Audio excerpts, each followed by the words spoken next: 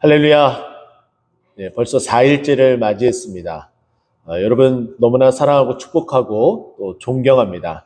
이렇게 새벽을 깨우며 또 하나님의 말씀을 붙들고 살아간다고 이렇게 고백하며 이 자리에 나오는 것이 결코 믿음이 있다고 해서 될 수 있는 부분은 아닌 듯합니다. 그만큼 여러분들이 주를 향한 열정, 주님을 만나고자 하는 그 소망함이 있기 때문이죠. 우리는 지난 4일 동안 이 새벽 가운데에 하나님의 그 이름들을 몇 가지 살펴보며 그 은혜를 나눴습니다. 하나님께서 어떻게 준비하시는지 여호와 이레, 그리고 하나님께서 우리에게 은혜를 주셔서 그 준비됨으로 말미암아 우리에게 주시는 평안, 여호와 샬롬에 대해서 함께 나눴고요. 또 그 평안을 주시기 위해서 하나님께서 어떠한 방법으로 우리에게 평안을 주시느냐, 여호와 니시, 나의 깃발, 여호와는 승리하시는 하나님, 이 부분을 우리가 함께 나눴습니다. 오늘은 네 번째 시간으로 하나님께서 우리에게 어떻게 준비하고 또 어떠한 평안을 주시기 위해서 어떻게 이끌어 가시는지, 오늘은 여호와 라파, 치료하는 하나님에 대해서 여러분과 함께 나누도록 하겠습니다. 우리가 힘들고 어렵고 또 질병 가운데 있다면, 그리고 마음에 고통이 있다면 우리는 결코 평안할 수가 없습니다. 그래서 조금이라도 마음이 평안하려면 마음의 근심이 덜어져야 되고요. 질병이 치유가 되고 회복이 되어져야 됩니다. 하나님께서 우리에게 그 은혜를 주시겠다라고 말씀하시는 것이 오늘 이 새벽의 말씀이기도 합니다. 이스라엘 백성들의 모습을 보게 되면 오늘 이스라엘 백성들은 모세와 함께 홍해에서 이스라엘 백성들을 홍해에서 건너 이제 수르 광야에 이르렀다라고 말씀해 주고 있습니다. 광야는 어떤 곳입니까? 먹을 것이 없는 곳이고요. 또 광야는 어떤 곳입니까? 마실 물이 없는 곳이에요. 아무리 찾아봐도 찾을 수 있는 것은 그저 돌과 그리고 흙밖에 없는 곳이 광야다라고 말씀드릴 수 있겠죠. 여러분 혹시 사막이나 아니면 정말 허와 벌판 아무것도 없는 그곳에 가보신 적이 있으십니까? 정말 황망하고 빨리 이곳을 벗어나고 싶다라는 생각만 갖게 되죠. 근데 이스라엘 백성들은 그 수르 광야에서 물을 찾아 헤매는데 무려 며칠 동안 그 길을 헤매고 있었느냐? 성경은 3일이라는 시간 동안 헤매고 있었다라고 말해줍니다. 몇 시간만 있어도 마음이 답답해지고 불안해지는 것이 인지상정의 모습처럼 나타나는데 벌써 하루가 아니라 이틀이 아니라 3일이라는 시간 동안 물을 얻지 못하고 점점 피폐해져가는 이스라엘 백성들의 모습입니다. 당연히 그 마음 가운데 불평불만이 따라올 수밖에 없어요. 그건 인지상정이겠죠. 그래서 이스라엘 백성들은 24절 말씀 보면은 백성이 모세에게 원망했다라고 이야기를 합니다. 물을 얻지 못했는데 겨우 물을 찾았는데 그 물이 도대체 써서 마시지 못할 물이었기 때문에 그 물을 찾은 곳에 그 이름을 마라라라고 이름을 짓기 시작을 했습니다. 처음에 찾아서 물을 마셨던 그곳에 마라에 이르렀다라고 이야기하는 것은 후대에 그곳이 지명이 특정되어져 있기 때문에 마라라고 한 것이지 처음부터 광야 안에 특정한 장소가 마라다라고 이름을 짓지는 않습니다. 그러니까 그 말은 뭐냐면은 이스라엘 백성이 그곳에 이르러서 물을 찾아서 물을 마셨는데 쓰게 되니까 그곳 이름, 그 샘이 있었던 그 물이 있었던 지역의 이름을 마라라고 지었던 거예요. 정말 쓰디쓴 지명의 이름이죠. 마치 무엇과 같냐면은 우리가 특정한 장소, 우리가 고통과 아픔이 있었던 그 장소를 가게 되면은 도저히 그것을 쳐다보지 못하게 되고 마치 트라우마가 걸려서 그곳에 도달하지 못하게 되는 상황과 같다라고 볼 수가 있겠죠. 이스라엘 백성은 바로 이렇게 물을 마시지 못하는 상황 가운데 있어서 모세에게 원망을 하게 되니까 모세는 매우 다르게 반응을 합니다. 하나님께 부르짖어요. 그 모든 것을 떠안고 부르짖게 됩니다. 참 이 모습을 보게 되면 마치 지금의 교회의 모습과 거의 흡사하다라고 볼 수가 있겠죠. 성도들은 교회에서 여러 가지 많은 일들이 발생하게 됩니다. 좋은 일만 가득하면 좋겠지만 그러지 않기 때문에 요구들을 많이 하게 되죠. 그 요구가 결국은 어떻게 보면은 불평불만일 수 있습니다. 그러면 목회자들 앞에서 이끌어가는 지도자들은 어떻습니까? 그것을 그대로 끌어안고 서로 맞대응하여 싸우지 않고 그것을 가지고 주님 앞에 나아가서 부르짖게 됩니다. 정말 교회하고 비슷하지 않습니까? 다시 한번 여러분들에게 말씀드리고 싶습니다. 정말 필요하다면 이야기를 하셔야겠죠? 그러나 우리가 이제는 교회 안에 다 같은 지도자이기 때문에 어떻게 해야 될까요? 이 모든 문제가 있다면 모세와 같이 하나님 앞에 이 모든 문제를 가지고 끌고 나가 기도해야 된다는 거예요. 그럼 하나님은 어떻게 하십니까? 우리에게 응답을 주세요. 25절 말씀 보세요. 여호와께 부르짖었더니 여호와께서 그에게 모세에게 한 나무를 가리키신다라고 이야기를 합니다.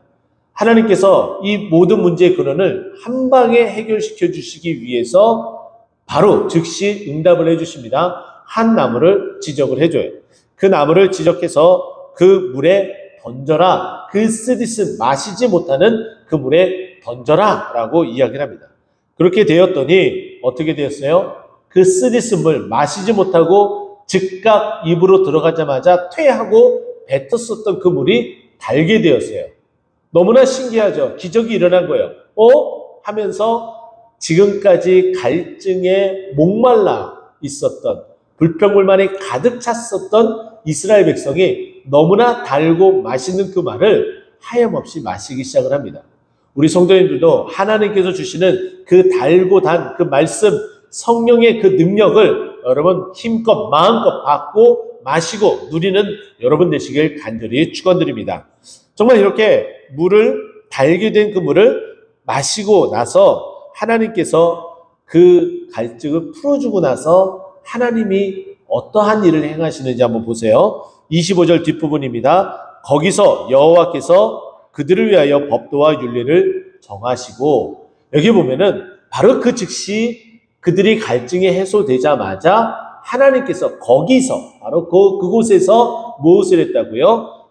법도와 율례를 정하셨다라고 말씀합니다. 자, 그런데 놀라운 것은 이 법도와 율례를 여호와 하나님을 위하여 자기 자신을 위하여 짓지 아니했습니다. 누구를 위해서 지었다고요? 바로 백성을 위해서, 이스라엘 백성을 위해서 지었습니다. 왜냐하면 왜 법도와 율례를 정했냐면 한치도 오차 없이 흐트러트림 없이 하나님을 따라 살아갈 수 있는 그 방법을 알려준 거예요. 이것을 알려주지 않으면 자꾸 곁길로 갑니다. 마치 무엇과 같냐면은 눈을 가리고 일직선으로 걸어라 라고 명령을 내린다면 그 명령에 순종해서 눈을 감고 걷다 보면은 항상 어떻게 됩니까? 일직선으로 가는 사람이 거의 없을 정도예요. 다 삐뚤빼뚤 결국에는 목표점에 도달하지 못하게 됩니다. 하지만은 그 눈을 벗겨요. 법도와 율례를 알려주는 거죠. 그렇게 되면 목표물이 보이고 똑바로 걷는지 걷지 않는지 알 수 있기 때문에 정확하게 목표까지 도달할 수 있게 된다는 거예요. 그러니까 이 법도와 율례는 누구를 위해서 지은 거라고요? 우리를 위해서 주신 겁니다. 이 말씀을 우리를 위해서 주신 거예요. 할렐루야. 우리에게 주신 이 말씀을 정말 주야로 묵상하시기 바랍니다. 그리고 시편 119편 105절 말씀처럼 그 주의 말씀은 내 발의 등이요 내 길의 빛이기 때문에 한치의 오차도 없이 주님께로 낭망하지 않고 쓰러지지 않고 돌뿌리에 걸리지도 않고 주님께로 갈 수 있도록 우리의 길을, 우리의 앞날을 밝혀주시는 하나님의 놀라운 은혜인 줄 여러분 믿으시기 바랍니다. 우리를 위해서 이렇게 지어주셨어요. 그리고 나서 말씀합니다. 이것을 통해서 정말 그대로 하는지 안 하는지 우리에게 테스트를 하는 거예요. 그래서 그들을 시험할세라고 말씀하죠. 그리고 나서 26절 말씀합니다. 이르시되 너희가 너희 하나님 나 여호와의 말씀을 어떠한 테스트를 하는 거예요? 순종하는지 하지 않는지에 대해서 테스트를 한다라고 말씀하고 있어요. 어제 수요 경배와 찬양 이후 말씀을 나누는 시간에 느헤미야 1장 말씀을 나눴어요. 예루살렘 성이 회파됐습니다. 그리고 성문은 불탔어요. 이와 같은 일이 벌어진 그 경위를 정말 이 느헤미야는 마음을 통탄하면서 이야기를 하고 하나님 앞에 기도하기 시작합니다. 근데 그 기도의 내용을 살펴보게 되면 왜 이 지경까지 오게 되었는지 이야기를 하는데, 기도를 하는데 무엇이라고 이야기하냐면 하나님께서 말씀하신 법도와 규례를 어떻게 했기 때문에? 지키지 아니했기 때문에, 하나님의 말씀을 따르지 아니했기 때문에 일이 되었다라고 말하고 있었어요. 그리고 나서 다시 한번 되뇌이면서 이제는 돌이켜서 회개하며 주님의 그 말씀과 그 규례를 어떻게 하겠다고요? 지키겠다라고 이야기를 합니다. 그렇게 하고 하나님 앞에 나아가서 기도했어요. 어떻게 기도했습니까? 내가 정말 형통하게 해달라고, 그리고 그러기 위해서 그들 앞에서, 그 사람들 앞에서 은혜를 입게 해달라고 기도했습니다. 그랬더니 하나님께서 그 아닥삭스다 왕에게 은혜를 받아서 어디 자리까지 이르게 됩니까? 술관원 자리까지 이르게 돼요. 형통하게 된 것이죠. 은혜 받게 된 것이죠. 바로 이렇게 하나님의 말씀을 따라서 살겠다고 다짐하고 그 길로 가게 되면은 하나님께서 형통을 허락해 주시고 은혜를 입게 하여 주시는 줄 여러분 믿으시기 바랍니다. 그것이 바로 순종이에요. 순종하게 되면 이런 것들을 받게 되는 겁니다. 또 보십시오. 내가 보기에 의를 행하며, 우리의 의가 아니에요. 내가 이만큼 하면 되겠다, 된다라는 것이 아니라 하나님 보시기에 그 의가 있는지, 그 의를 하나님께서 정해주신다라고 말씀하고 있어요. 또 계속해서 하나님께서 말씀하시는 하나님인데 그 말씀에 귀를 기울이는지, 때로는 내 마음에, 내 생각에 맞지 않는 그 말씀도 하나님의 말씀이기 때문에 믿음으로 수납하고 순종하며 나아가야 되는 거예요. 그리 아니하실지라도 내가 뚜벅뚜벅 걸어가야 되는 것이죠. 자, 그래서 하나님께서 뭐라고 말씀하십니까? 내가 보기에 의를 행하는지, 우리가 그럼에도 불구하고 하나님의 말씀에 따라 살아가는지에 대해서 하나님께서 테스트를 하겠다라는 거예요. 그리고 계명에 귀를 기울이는지, 그리고 모든 규례를 지키는지에 대해서도 보시겠다라는 거예요. 그래서 내 규례를 그렇게 해서 지키면 하나님께서 이와 같은 조건을 말씀하시고서 그에 의하여 따른 결과는 무엇인지 말씀합니다. 내가 애굽 사람에게 내린 모든 질병 중 하나도 내리지 아니하리니 나는 치료하는 여호와임이라. 여호와 라파에 대해서 말씀하고 있어요. 여호와 라파, 나는 치료하는 여호와다 라고 말씀하시는 거죠. 우리는 여기에 보면 애굽 사람에게 내린 모든 질병이라고 했어요. 모든 질병은 다 포함이 되겠죠. 그러나 특정한 하나의 질병을 우리는 기억할 겁니다. 어떤 내용인가요? 출애굽기 9장에 보게 되면 이스라엘 백성들이 출애굽하기 위해서 하나님께서 그 바로의 마음을 돌이키기 위해서 10가지 재앙을 내립니다. 자, 그 중에 독종이라는 질병을 내리기 시작을 해요. 이 독종이라는 질병은 다른 말로 표현하면 악성종기예요. 몸에 트러블이 생긴 거죠. 그것도 아주 심한 트러블이 생겨요. 근데 이 질병이 생기게 된 것은 재로 인해서 그 재가 피부에 닿자마자 생긴 거예요. 그런데 놀라운 것은 질병과 애굽 모든 사람이, 출애굽기 9장 11절 말씀 보면은 애굽 모든 사람이 다 이 독종에 걸렸다라고 말하고 있어요. 그럼에도 불구하고 이 애굽 왕 바로는 그 마음이 바뀌지 않아요. 그게 인간의 마음이에요. 그게 인간의 모습일지 모르겠습니다. 자, 그런데도 불구하고 하나님께서는 이스라엘 백성을 어떻게 해요? 보호해 주셨어요. 그 하나님이 다시금 그와 같은 것을 상기시키고 말해주고 있습니다. 그래서 너희를 내가 그들에게 내렸던 이와 같은 질병을 하나도 남김없이 너희에게서는 일어나지 않게 하겠다. 왜냐? 나는 너희가 그 말씀을 따르는, 그 말씀을 준 내가 여호와, 너희를 치료하는 여호와이기 때문이다라고 말씀하셨어요. 이 여호와, 치료하는 이 여호와는 우리를 평안케 하여 주시는 줄 여러분 믿으시기 바랍니다. 그리고 우리가 이 모든 어려움에서 벗어나게 해주시는 하나님의 능력이 되시는 줄 여러분 믿으시기 바랍니다. 또 27절 말씀 보세요. 마지막에 뭐라고 이야기합니까? 그들이 엘림에 이르니. 자, 지금 이 수르 광야에서 시작해서 마라라는 곳에 이르렀고 이제는 엘림이라는 곳에 이르렀습니다. 여전히 지금 이들은 어디에 있어요? 광야에 있어요. 광야. 이 광야는 빨리 벗어나고 싶은 곳이에요. 그런데 놀랍게도 이 엘림이라는 이 광야 안에 특정한 장소가 있게 된 거예요. 근데 그 장소는 어떠한 모습을 가지고 있는지 보세요. 거기에는 물샘 12이 있고 그리고 종려나무가 70그루가 있었다, 70그루가 있었다라고 이야기합니다. 자, 여러분 상상해 보세요. 수르 광야 사막 가운데에 물샘이 12개가 있고 나무가 70그루가 있습니다. 무엇이 떠오르는가요? 오아시스겠죠. 이제 광야 같지 않는 삶을 살게 된 거예요. 그곳에서 진을 치고 머물렀다라고 말씀하고 있어요. 이 내용은 어찌 보면 저는 그렇게 보고서 하나님의 말씀을 찾고 여러분과 함께 나누고 싶은데요. 이사야 35장 5절, 6절, 7절 말씀을 보게 되면 내용이 이렇게 언급이 됩니다. 여호와 하나님이 너희에게 오시게 되는데 그때가 되면 35장 5절입니다. 이사야 35장 5절. 그때에 맹인의 눈이 밝을 것이며 못 듣는 사람의 귀가 열릴 것이며.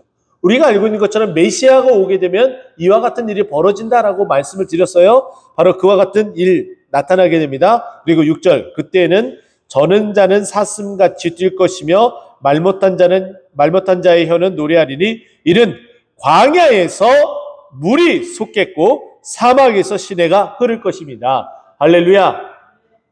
사막, 광야, 물이 없는 곳이에요. 물을 찾았지만은 못 찾았어요. 며칠 동안, 3일 동안 찾지 못했어요. 그러나 하나님께서 말씀을 따르고 그 말씀에 순종해서 따르기로 결심하시고 그리고 그 일로 말미암아 하나님께서 어떻게 해주셨다고요? 치료해 주셨어요. 회복해 주셨어요. 그리고 나서 장막을 칠 수 있도록 그 사막 한가운데에 무엇을 허락하신 거예요? 엘림, 바로 오아시스를 허락해 주셨어요. 물샘이 있는 곳이에요. 그리고 나무가 있는 곳입니다. 평안하게 지낼 수 있는 곳이에요. 우리가 하나님께서 주신 그 말씀을 붙들고 따라 살아가게 되면 우리의 영혼이 치료가 되는 줄 여러분 믿으시기 바랍니다.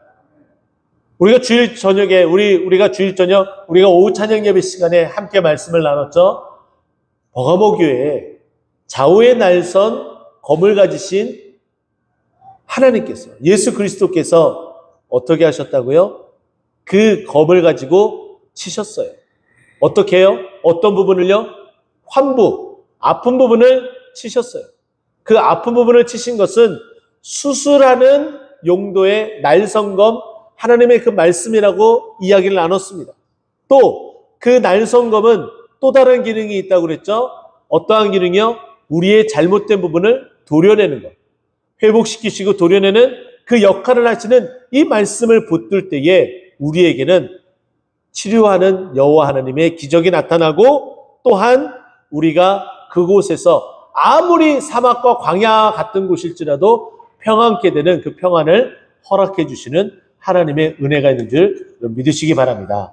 그 은혜로 오늘도 또 이번 한 주간도 힘있게 달려가는 우리 모두가 되길 간절히 소망합니다. 기도하겠습니다.